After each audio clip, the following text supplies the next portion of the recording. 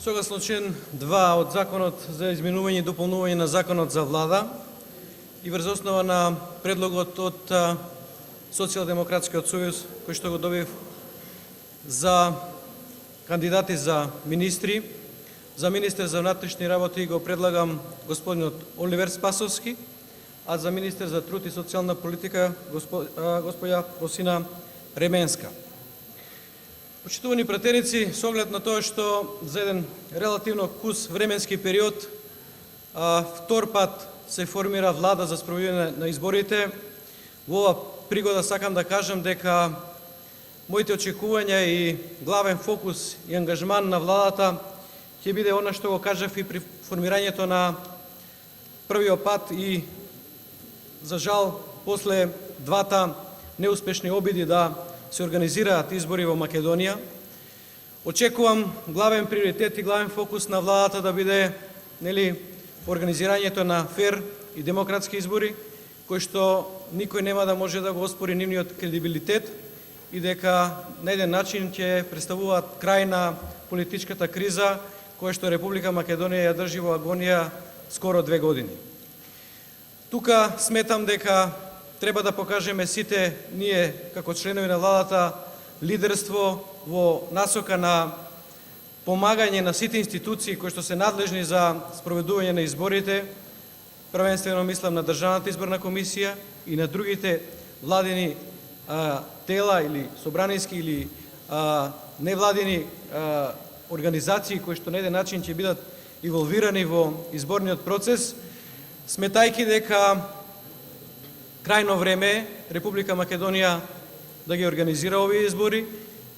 да ја вратиме власта на народот и преку една фер и демократска атмосфера да се избере новата влада. Се разбира, овој период не треба да заборавиме и на реализација на програмата на владата, на проектите кои што се од животно значење на нашите граѓани,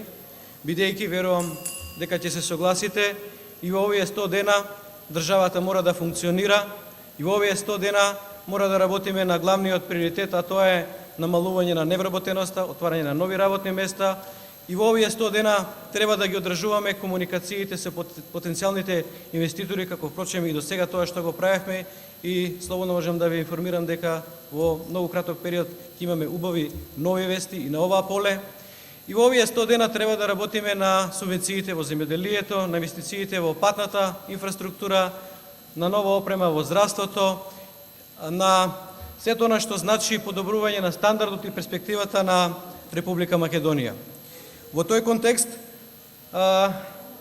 не помалку важно прашање и започнатиот процес на реформи кои што се согласно препораките од нашите меѓународни партнери кои што се започнати, еден дел е реализиран, меѓутоа еден поголем преостанатиот дел доправа треба да го одработиме, бидејќи тоа е главен приоритет за Република Македонија, за нашето членство во Европската унија и НАТО, кој што се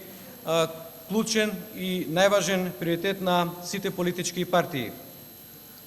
Со оглед на тоа што владата за спроведување на избори и формално од аспект на надлежности и суштински од аспект на персонален состав представува еден прилично комплексен орган, јас очекувам од сите членови на владата, без разлика на нивната политичка припадност, висока посветеност кон овие приоритети, висок државотворен капацитет кај сите поединци, бидејќи фактички работењето на оваа влада ќе биде и во период на предизборна и изборна кампања, во ситуација на една силна политичка поларизираност, која што сметам дека не треба да се пренесе и во работењето на владата. Апсолутно сите министри, дополнителни заменици министри и останатата структура на владата треба да работи совесно и одговорно, бидејќи ова влада ги поставува параметрите и за идните влади за спроведување на избори како треба да се функционира, бидејќи согласно измените на Законот за влада, ваква ситуација ќе имаме во пресрет на сите парламентарни избори кои што следуваат. Очекувам од министрите и замениците министри и дополнителните заменици министри во секојдневното работење да имаат коректна соработка, наместо она што имаше како слика од претходното работење, да имаме повеќе конфликти, поднесување на кривични пријави еден на друг. Овој период мислам дека е попаметно да се искористи, да се направи максимум во ресорот кој што го водат, се со цел да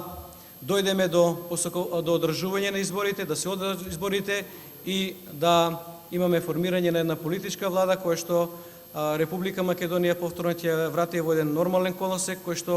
ќе значи враќање на главните приоритети, а тоа е економија, меѓународни интеграции, развој во сите области на општеството и така натаму. Сметам дека политичката криза во Република Македонија е пред самиот крај.